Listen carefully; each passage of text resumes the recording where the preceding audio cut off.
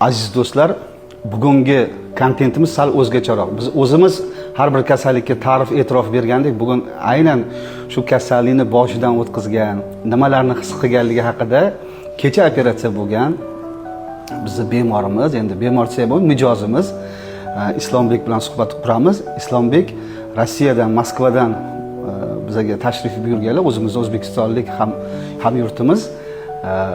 Rossiyada logistika yo'nalishida katta bizneslar bilan boshqaradigan inson. Shuning uchun assalomu alaykum. Assalomu alaykum. Islombek, xush kelibsiz. Qanaqa kayfiyatlar? Kayfiyatlar a'lo. Kecha mana soat 11 bo'ldi.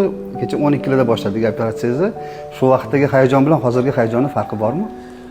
Hayajon boshida bo'lmadi desak ham bo'ladi, chunki siz ishlaringizni ko'rib, mana sotsiyetlarda, Instagramlarda ko'rib, nima deydi, ichki tuyg'um ishonch 100% edi.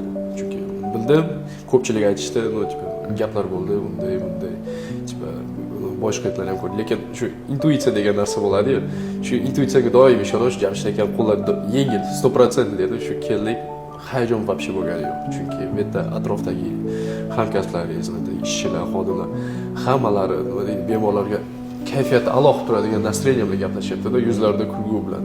Shunaqa kulgular bilan bizga anaqa podдержка qilib turgandan keyin qanday biz anaqa negativniy xayol yuboramiz.